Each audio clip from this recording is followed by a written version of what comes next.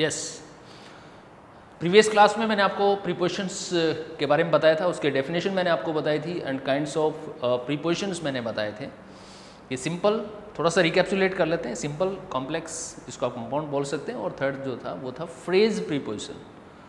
Clear? अब आज जो हम यूज़ करेंगे वो second part, prepositions second part, prepositions part second.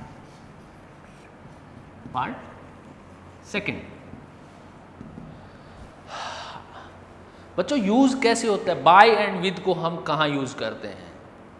कई बार क्वेश्चन आता है, कंफ्यूज हो जाते हैं हम। With, use of with and use of bye.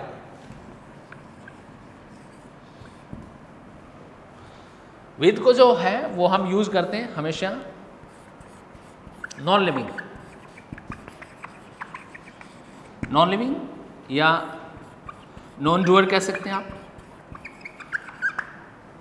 Second, with some organ of the body, organs के साथ यूज करते हैं। और थर्ड हम यूज करते हैं विद सम डिवाइसेस कह सकते हैं आप, इंस्ट्रूमेंट कह सकते हैं आप, इंस्ट्रूमेंट के साथ भी हम यूज करते हैं, विद को यूज करते हैं instrument. With non living, non doer कह सकते हैं, organs like eyes, year and all this, device और इंस्ट्रूमेंट। डिवाइस को हम इंस्ट्रूमेंट भी बोल सकते हैं। बाय का जहाँ तक यूज है ये हमेशा हम लिविंग और आप कह सकते हैं डूअर के साथ में हम बाय को यूज करते हैं। सेकंड जो है वो हम यूज करते हैं टाइम रेफरेंस के लिए, टाइम, लेकिन फ्यूचर में time, living, doer and second is time for future reference. जो फ्यूचर रेफरेंस के बारे में बताते हैं उसमें हम टाइम में बाय को यूज करते हैं। और सेकंड हम यूज करते हैं मोड ऑफ ट्रांसपोर्ट,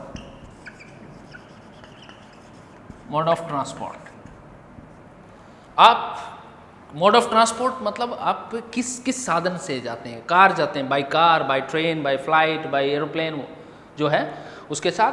और मैंने यहाँ बताया आपको विद जो है वो नॉन लिविंग और नॉन डूअर के साथ में यूज करते हैं।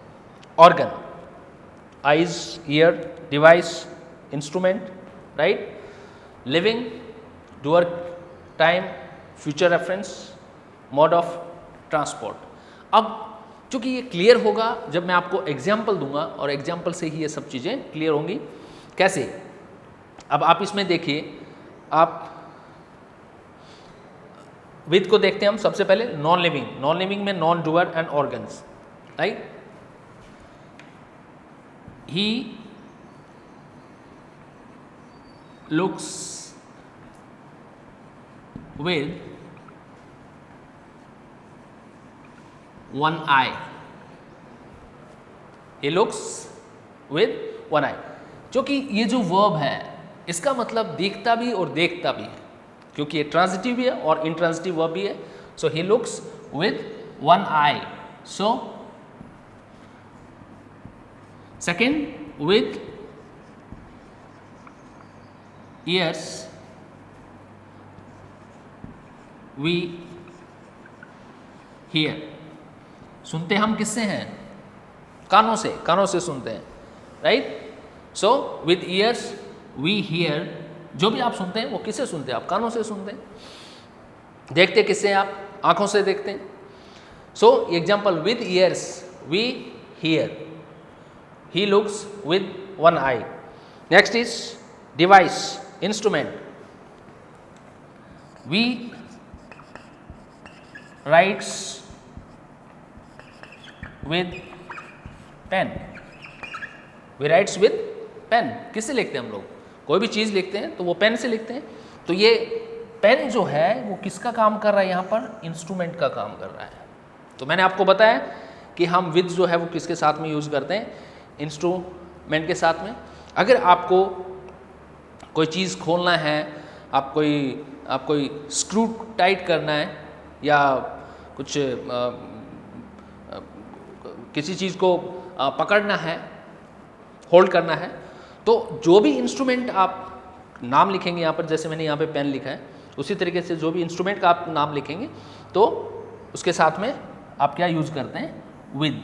सो किसी भी इंस्ट्रूमेंट के साथ विद आता है। ऑर्गन्स, बॉडी ऑर्गन्स के साथ में क्या आएगा, उसके साथ में भी विद आता है। अब है बाय का, बाय में living, doers and time, future.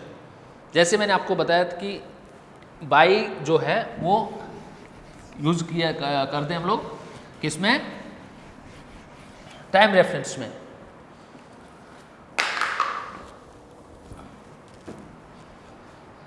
देखिए टाइम का, we will come back by Monday. अब देखिए ना, मंडे जो है, मंडे क्या है, टाइम, और फ्यूचर में जो मंडे आ रहा है उस मंडे तक हम लोग क्या आ जाएंगे, वापस। अब देखिए बाय, यहाँ पे हिंदी में इसका अर्थ होता है तक, मंडे तक। क्लियर?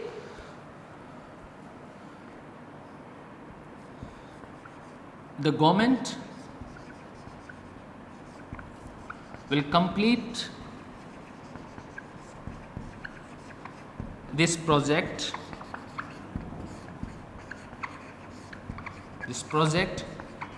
by next year, सो यहाँ पे क्या है, ये फ्यूचर का टाइम है, बाय नेक्स्ट ईयर, ये फ्यूचर रेफरेंस टाइम है, और इसके साथ में हम क्या यूज़ करते हैं, बाय का यूज़ करते हैं। नेक्स्ट है मोड ऑफ ट्रांसपोर्ट। अब मोड ऑफ ट्रांसपोर्ट अगर आप बात करते हैं तो मोड ऑफ ट्रांसपोर्ट में कोई भी आप जिस साधन से आप जाते हैं आते हैं, उस साधन के साथ हमेशा किसका यूज़ करते हैं हम, बाय का। एग्जाम्पल मैं लेता हूँ,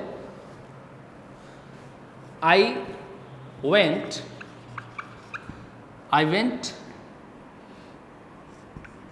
to cinema, sorry, I went cinema by car. They go to office. They go office by train. So यहाँ पे ये जो है car, this is car, this is train. ये these are the mode of transport, ये यातायात के क्या है, साधन है, और इनके साथ में हम हमेशा क्या यूज़ करते हैं, बाय। लेकिन अगर यहाँ पर कार की जगह अगर आपने लिखा मोटर बाइक, तो क्या बाय मोटर बाइक आएगा? यहाँ पे अगर आप मोटर बाइक लिखते हैं, यहाँ आप लिखते हैं साइकिल, तो क्या यहाँ पर बाय बाइसिकल आएगा? नो, यहाँ पे फिर प्रीपोजिशन चेंज हो जाता है। क्यों? क्योंकि आप कार में जा रहे हैं तो उसके अंदर बैठ कर जा रहे हैं, and you are covered by all round, ठीक है, चारों तरफ से आप बंद हैं, उसमें पैक हैं। लेकिन बाइक पे आप जा रहे हैं या मोटर बाइक पे जा रहे हैं या साइकिल पे जा रहे हैं, तो यहाँ पर प्रीपोजिशन जो है बाइक की जगह क्या आ जाएगा, on motor bike, on cycle. Clear? Next है ये बाय और विद का मैंने आपको डिफरेंस बताया, कहाँ पर हम बाय को यूज़ करते हैं और कहाँ पर हम विद को यूज़ करते हैं। नेक्स्ट जो है that's a very very important, और जनरली कॉम्पिटिटिव एग्जाम में ये क्वेश्चन अक्सर आ जाता है, use of on, above,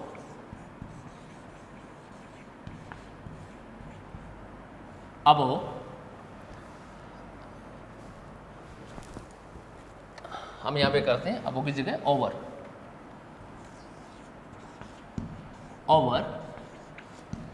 and next is above. Generally students क्या है, तीनों को लेकर बड़े कंफ्यूज रहते हैं, तीनों में बड़ा कंफ्यूजन रहता है कि कहाँ पर हम ऑन को यूज़ करें, कहाँ पर बाय को ओवर को यूज़ करें, कहाँ पे अबो को यूज़ करते हैं। अब देखिए ऑन का मतलब क्या होता है, मैं आपको डायग्राम के साथ में समझाता हूँ। सपोज कोई चीज़ वस्तु यहाँ पे रखी हुई है और ऊपर वाली जो वस्तु है वो इसको टच कर रहा है, कोई गैप है यहाँ पे, दोनों वस्तुओं में कोई गैप है, यहाँ पे कोई गैप नहीं है। जब नीचे वाली चीज़ ऊपर वाली वस्तु को या नीचे वाली ऊपर वाली वस्तु नीचे वाली वस्तु को अगर स्पर्श करती है, अगर इसको क्या करती है, टच करती है, टच करती है, तो हम यहाँ पे क्या यूज़ करते हैं, हम ऑन यूज़ करते हैं, राइट।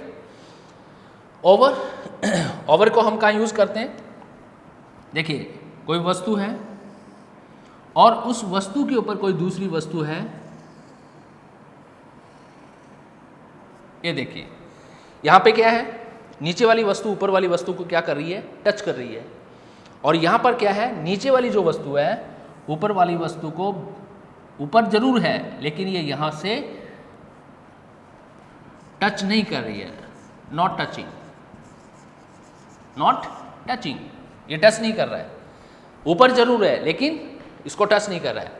अब वो जो है वो सपोज कोई ये है, इसके ऊपर जो वस्तु है जो पूरा कवर करती है इसको,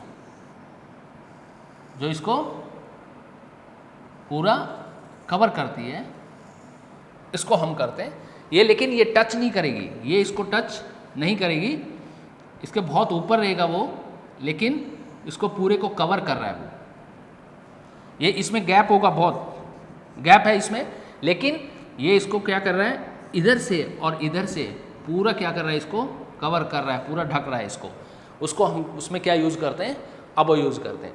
जब आपने देखा डिफरेंस तीनों में, ऑन एक कोई वस्तु है, कोई चीज़ है, उसके ऊपर कोई दूसरी वस्तु रखी है और उसको दूसरी वस्तु जो है उसको टच कर रहा है, देखिए आप यहाँ टच कर रहा है, तो हम कह सकते हैं कि यहाँ पर हम ऑन यूज़ करेंगे। ओवर के अंदर कोई वस्तु है और उस वस्तु के ऊपर दूसरी वस्तु है बट इसको टच नहीं कर रहा है, it is not touching, is it clear. Next है अबो, अबो में नीचे की जो वस्तु है वो ऊपर वाली वस्तु उसको पूरे को कवर कर रही है, क्लियर, यस। अब इसको और बेटर वे से समझने के लिए आप क्या कर सकते हैं, इसके एग्जाम्पल लेते हैं हम। Suppose there is a book blank the table, clear. A woman is carrying a bucket blank her head,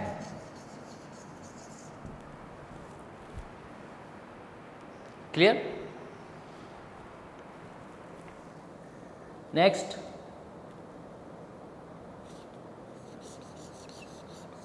there is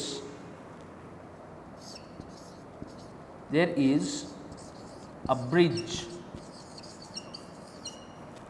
blank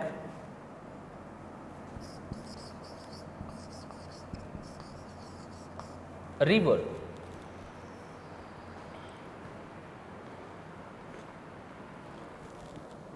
next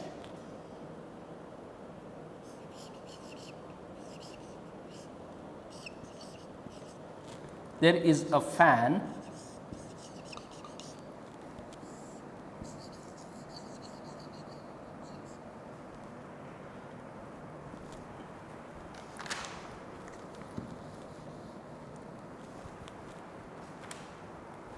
there is a roof head। अब स्टूडेंट्स मैंने यहाँ पे कितने एग्जाम्पल लिखे हैं, 1 2 3 4 एग्जाम्पल्स मैंने दिए हैं। अब आपको इसमें से बताना है कि कौन सा प्रीपोजिशन कहाँ यूज करेंगे हम। देखिए फर्स्ट में देयर इज अ बुक, यहाँ पे क्या आएगा, ऑन आएगा, ओवर आएगा या अबो आएगा, यस ओके। ऑन आएगा। क्यों ऑन क्यों आएगा?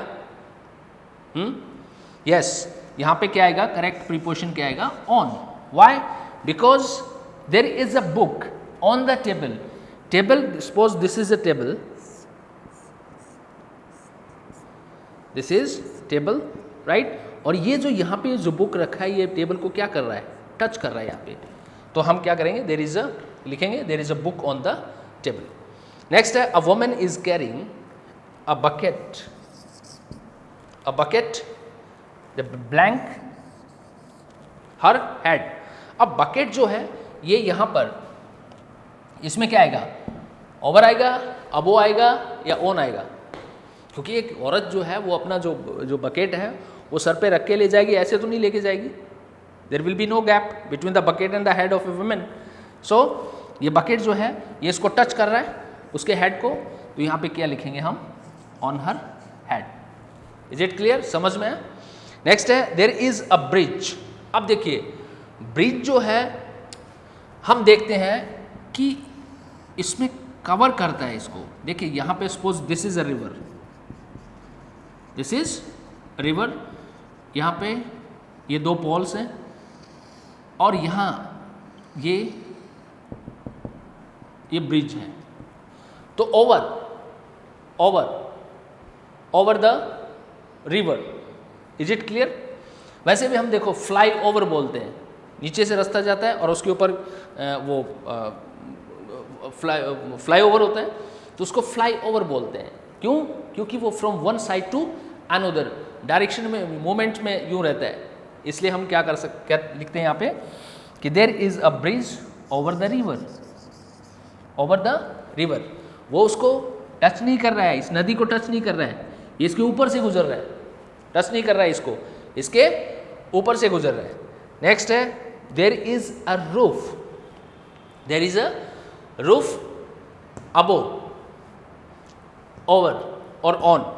कौन सा प्रीपोजिशन आप इसमें डालेंगे? There is a roof above your head. क्यों? क्योंकि रूफ जो है वो इसको कवर कर रहा है, पूरे को क्या कर रहा है? कवर कर रहा है। तो ये तीनों में क्या है डिफरेंस? और भी मैं आपको बताता हूँ कि क्या कहाँ पर इसको यूज़ किया जाता है। देखिए आप सबसे पहले हम लेते हैं ऑन। देखिए on is used before the names of day and dates. Day and dates, day और डे की डेट्स की जहाँ तक बात है, उससे पहले हम हमेशा किसको यूज़ करते हैं? ऑन को यूज़ करते हैं before the name of dates. For example आप लेते हैं on Monday, on Monday, on Sunday, clear?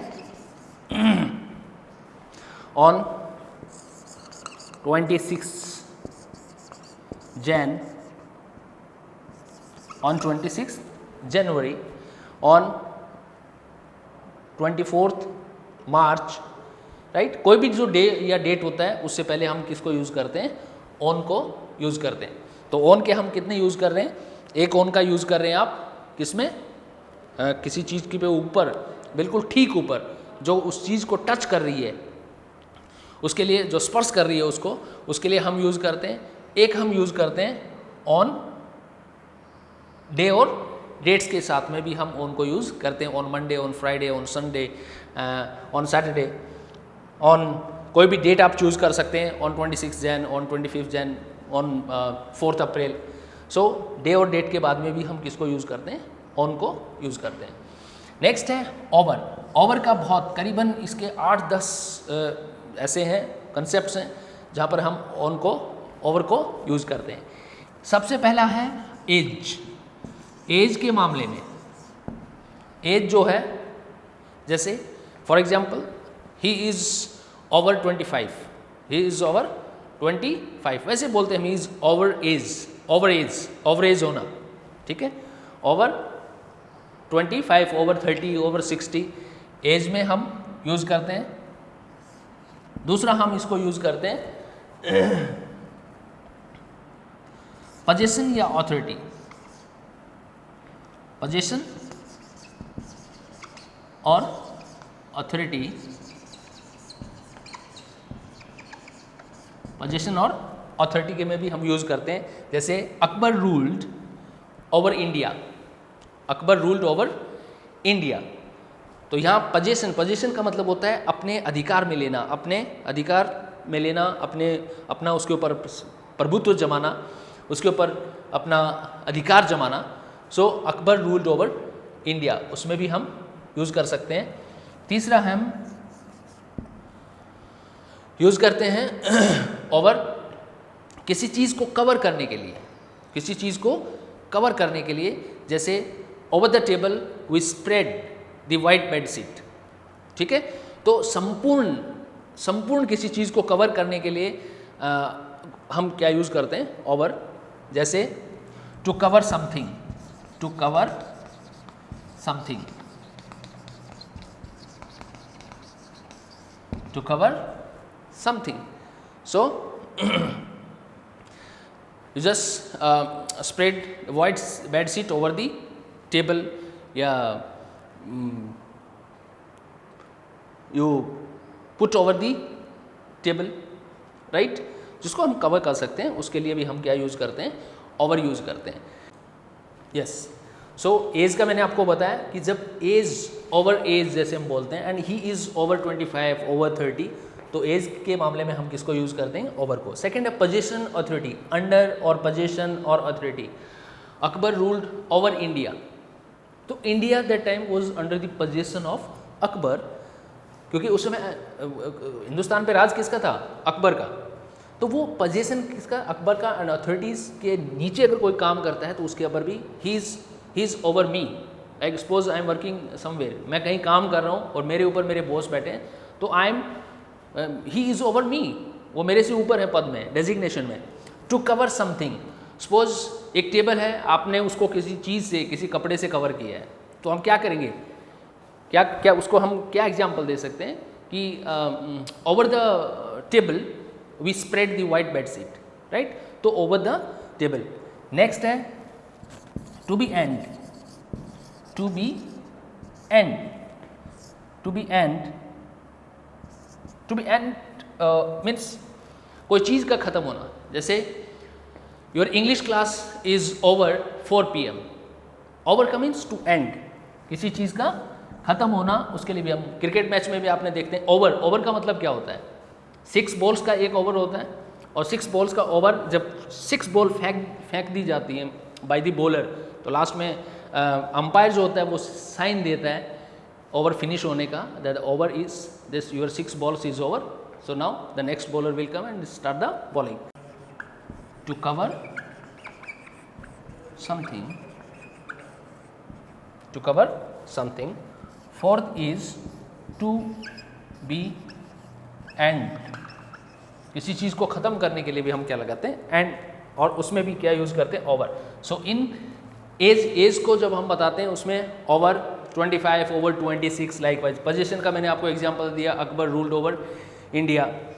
To cover something, over the table we spread the white bed sheet, right. Over the roof we lay down the tiles likewise. So to be end, किसी चीज़ को cover करने के लिए हम क्या use करते हैं, ओवर यूज़ करते हैं। टू बी एंड, किसी चीज़ का फिनिश होना, ख़त्म होने के लिए भी हम क्या बोलते हैं, एंड का यूज़ करते हैं। Suppose your exam is going to be over on Monday, your English class will be, your English class over is over at 4 PM। So उसका एंड करने के लिए हम क्या यूज़ करते हैं। नेक्स्ट एक एग्जाम्पल फिर मैं आपको बता रहा हूँ इसमें, कि आप कोई चीज़, सपोज आपको मैंने बताया ये माउंटेन्स हैं, राइट। यहाँ से फ्लाइट उड़ रहा है, राइट, ये फ्लाइट जा रहा है। तो आप क्या कर सकते हैं, आप जब ये कहेंगे कि over the mountains, the flight is flying, the plane is flying over the mountains. मैंने आपको एक पहले एग्जाम्पल एक और दिया था, सपोज एक रिवर है और रिवर के दोनों तरफ से एक फ्लाईओवर है, इसी का नाम फ्लाई ओवर। ओवर क्यों आए, और इसके साथ में ये कंपाउंड नाउन है फ्लाई एंड ओवर। सो ये इसको कवर नहीं, इसको कवर कर रहा है लेकिन इसको टच नहीं हो रहा। मैंने यहाँ पे आपको एग्जांपल दे दिया, जब कोई वस्तु यहाँ पे रखी हुई है और उसके ऊपर कोई दूसरी वस्तु है लेकिन उसको टच नहीं कर रहा है, यहाँ पे ओवर आएगा। लेकिन ऑन कहाँ आता है, फिर मैं आपको थोड़ा रिकैप्चुलेट करके बताता हूँ टॉपिक को। जब एक वस्तु पे कोई दूसरी वस्तु और उसको टच कर रही है, स्पर्श कर रही है, छू रही है, तो हम कह सकते हैं कि यहाँ पे क्या आएगा, ऑन। लेकिन कोई वस्तु दूसरी वस्तु को टच नहीं कर रही है बट उसको क्या कर रही है, कवर कर रही है, तो उसमें क्या आएगा, ओवर। जैसे मैंने आपको बताया फ्लाइट जो है वो माउंटेन्स को कवर टच नहीं कर रही है, इधर जो फ्लाईओवर है ये इसको टच नहीं कर रहा है। सो इन केसेस में हम क्या करते हैं, ओवर का यूज करते हैं। The next is above. Difference देखिए, तीनों में डिफरेंस हर कॉम्पिटेटिव एग्जाम में, क्योंकि कंफ्यूजिंग है तीनों, बच्चे घबरा जाते हैं कि कौन सा करेक्ट प्रीपोजिशन है, कौन सा करेक्ट प्रीपोजिशन हमें डालना है। ऑन का मैंने आपको बताया कि ऑन का हम डे और डेट के साथ में हमेशा ऑन का यूज़ करते हैं। On Monday, on Saturday, on Friday. Date के साथ में on 26 Jan, on 15 August, right. So day और डेट के साथ में ऑन का यूज़ करते हैं। और एक और ऑन का यूज़ कहाँ करते हैं, यहाँ पे सपोज एक टेबल के ऊपर बुक रखी है, छोटा सा पार्ट टेबल का वो क्या कर रही है, कवर कर रही है बुक, क्लियर। तो हम कह सकते हैं there is a book on the table. Is it clear. Over का मैंने आपको बताया इज, इसके एग्जाम्पल मैं करवाऊंगा अभी तीनों का। उसके बाद में है अबो। अबो क्वांटिटी और नंबर्स में हायर, रैंक में हायर, राइट, और संख्या में एक से अधिक, ज़्यादा, अधिक, राइट, उसमें यूज करते हैं। और ये ज़्यादा आपको क्लियर होगा एग्जाम्पल के साथ में। ओवर, सॉरी, अबो।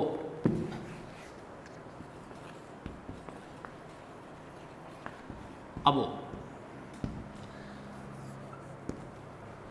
संख्या में अधिक,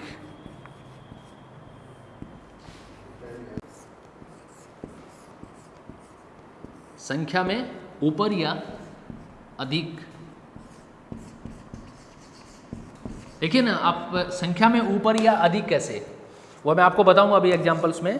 सेकंड है संख्या में ऊपर या अधिक,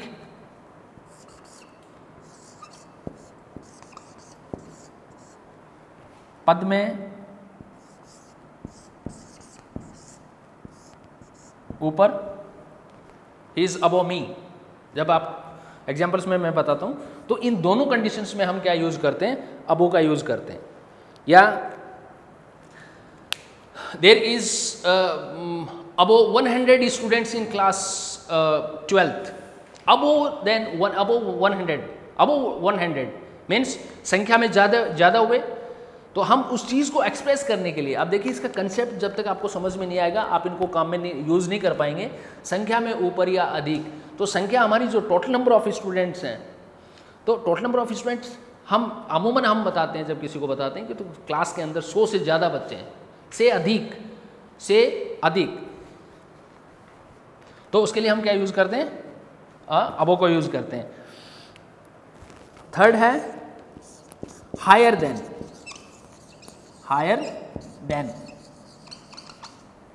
हायर देन मतलब की बजाय ऊपर।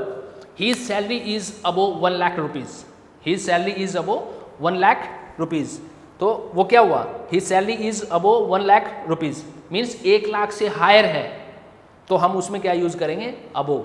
फिर पद से ऊपर अगर यूज़ करते हैं, पद में डेजिग्नेशन के अंदर, तो भी हम किसको यूज़ करेंगे, अबो। माई बॉस इज अबो मी, या देर आर ऑथोरिटीज़ अबो मी, मेरे से ऊपर भी हैं कुछ लोग, ठीक है, I am not the owner. So इन तीनों कंडीशंस में हम क्या यूज़ करेंगे, अबो। अब हम तीनों का ऑन, ओवर, अबो, इन तीनों का। अब देखिए एक इंटरेस्टिंग बात इसमें और है, समटाइम्स आप इन ऑन में कंफ्यूजन रहता है आपको टाइम को लेकर इन और ऑन में। जैसे एक एग्जाम्पल है, he reached the station,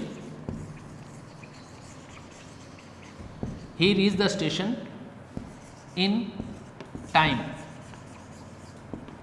he, same sentence में इधर दूसरा लिख रहा हूं, देखो, he reach the station on time,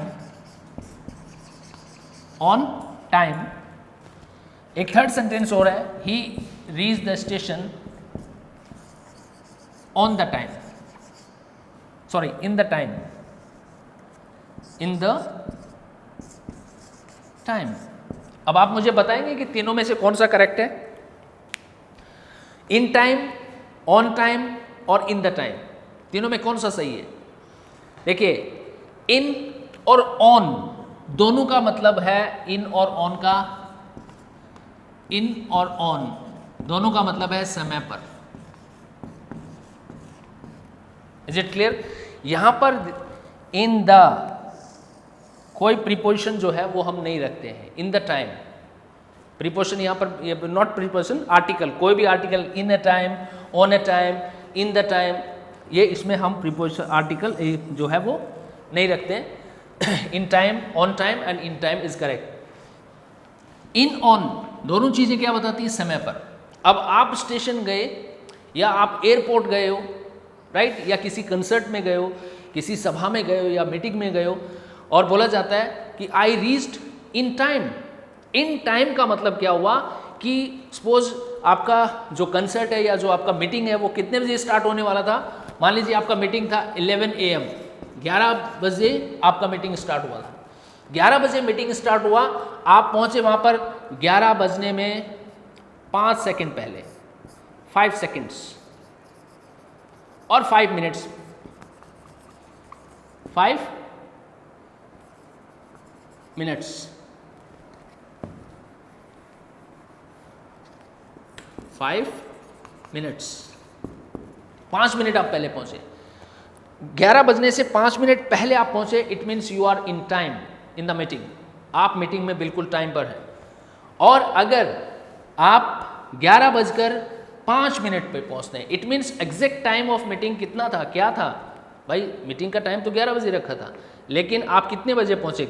11:05 पे, या 5-4 सेकंड के बाद में पहुंचे, या 5-10 सेकंड के पास में पहुंचे, तो आप क्या लिखेंगे? On time. इसके लिए क्या आएगा? On time. On time means आप 11 बजने के बाद में पहुंचे हो, चाहे 2 सेकंड बाद में पहुंचे हो, या 5 सेकंड बाद में पहुंचे हो, या 10 सेकंड के बाद में पहुंचे हो, उसके लिए हम लिखते हैं ऑन टाइम। और आप अगर 11 बजने से 2 सेकंड, 5 सेकंड, 10 सेकंड, 15 सेकंड पहले पहुंचे हो, तो you are in time. It means जो फिक्स टाइम है 11 बजे, उससे पहले पहुंचे हैं इन टाइम, और उसके बाद पहुंचे हैं, चाहे 2 सेकंड बाद में पहुंचे हो या 5 सेकंड बाद में पहुंचे हो, तो वो क्या होगा? On time. Is it clear? ये तीनों में डिफरेंस, दोनों में डिफरेंस है। द आर्टिकल हम कभी इसमें यूज नहीं करते हैं। चलो let us take an example of, तीनों का हम एग्जांपल लेते हैं, ऑन का, ओवर का एंड अबो का। अब आप मुझे बताइएगा कि कौन सा प्रीपोजिशन कौन से सेंटेंस में आएगा। देखिए पहला example, there is a cap blank your head, your head, there is a cap your head. Second, a coolie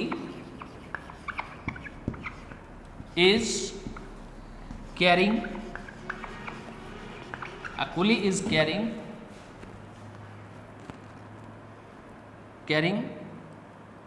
the luggage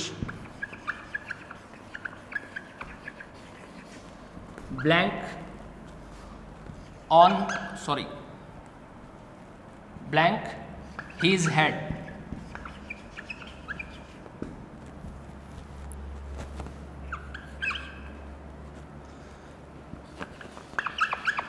There is a long bridge. There is a long bridge over the Ganga. Over the Ganga. Next. My salary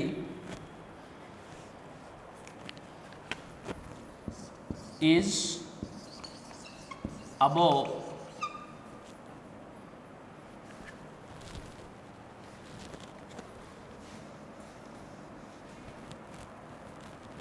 is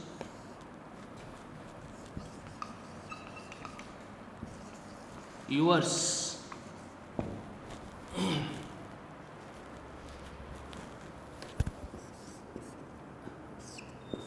He will come Monday.